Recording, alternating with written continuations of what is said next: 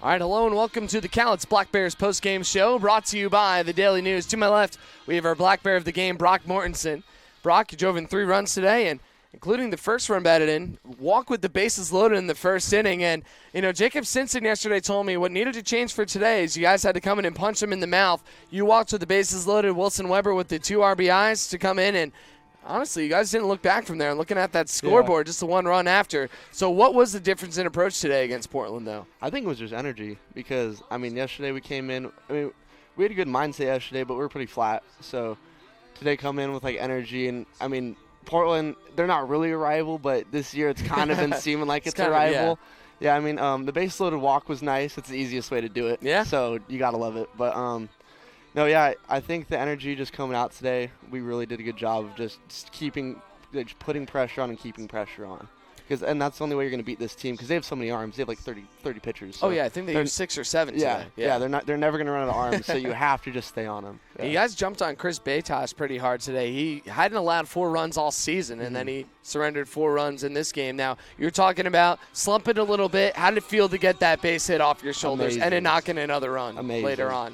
Yeah, it's been a tough week or two. Actually, probably 2, if we're really being honest, but no, it felt really good to get that one out of the way, especially against the lefty, like the lefty-lefty matchup. I really like when you beat a lefty as a lefty, it feels way better than it does as a righty. Well, they brought him in just for you, Riku, and Stinson, so that's why they put him in there. And I think all of you punished him. I think everybody reached base against him. No, after I got on and Riku and Stinny got on before me, it was just like a big slap in the face to their whole dugout and their coaching staff. Because it's like you're playing the matchup game, but it didn't work out in your favor, and it kind of blew up in your face, so that was nice. Well, it's tough. All you guys are big on-base guys. I think Stinny got his 7th multi-hit game of the season, something crazy like that, and Riku walked 3 times. As a team, you guys walked 11 times, and walking hasn't really been something that this team's been known for. You guys put the ball in play a lot, but is that something that you were looking to do a little bit more today, or just like you were taking what the staff was giving you? Yeah, I feel like we didn't have a conversation about it, but as a group of hitters, I feel like we just need to slow the game down, and that's exactly what we did today, because a lot of the times we get people on base and we get runners on, but we can't string anything together, usually because we're trying to jump on something too early on the count, or we're trying to look for the perfect pitch when it's really just take your hit. If you see a strike, you get it and poke it out to left field. But yeah, like you said, Stinny getting his multi-hit game, it's regular for that kid at this point. And Riku going 1 for 2 with 3 walks. That's another regular for him as well. That kid's probably the toughest out in our team. Yeah. Oh, easily. He's got such great control of the strike zone. He falls behind 0-2 and he walks. Yeah. I've never seen anything like it. It's unreal. And it's not just a height thing, right? It's not. When you see him, it's more Yeah, he controls the zone unlike anybody I've ever seen, and he knows when to swing. He knows when to. And you just saw it right there. A routine ground ball, double play, just put it in your pocket if you're the second baseman. Oh, yeah. I even said it on the call. I said, well, they throw over to first, and, you might as well eat it. You're not catching Riku on a double play ball. Yeah. Never. All right, leave it to Broc right here, talking about his teammates here on his day up here in the booth. This is their second time up here, I think, right? Yeah, didn't even have to hit a dinger this time around. Just knocking in 3 runs and a 9-1 victory. Yeah, we're having a lot of fun here today. So tomorrow, huge game.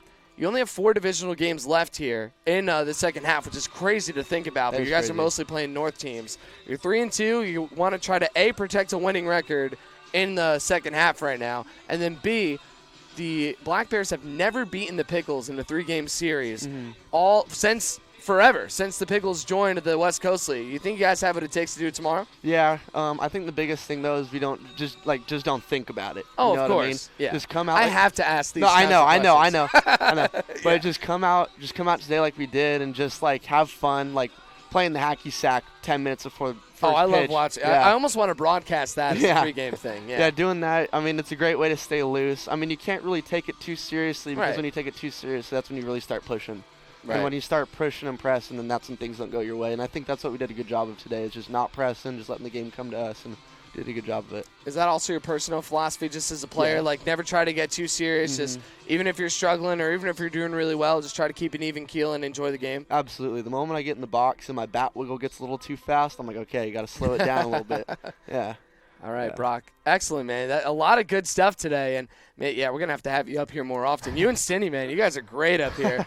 Long interviews, a lot of fun, and a great baseball game for you today. So, what, 1 for 2 with the sack fly, 3 ribbies? I think that's the route, right? I think so. Or 1 for 3, probably. I think 1 for 3. 1 for 3? Let's double check right here. It was 1 for 3. See, you're right. You know even more than I do. On it, yeah. I love it, man. I love it. Broc Mortensen, ladies and gentlemen, and he was a big part of the Black Bears' 9-1 victory here today. Drove in a third of their runs, and will look to help them win against the Portland Pickles, and for the second, or rather the third time this season, and hopefully beat them in a series for the first time in Black Bears franchise history. A big thank you goes out to Justin Ford behind the camera and pushing all the buttons on the TV side for all the excellent work he does. Over to Jacob Ackerman back over at KDO for keeping us on the air and playing all those commercials while we wait for Broc to sign autographs for his adoring fans here today. Listen, I can't blame him. He's a nice guy. He promised a kid, and he went over. And then I know you couldn't just sign one kid's ball, right? You have to get everybody. Yeah. So I totally get that. So, Broc, once again, thank you for coming in. And, of course, thank you at home, whether you're tuned in on YouTube or KDOAM.com. We're happy that you're with us, and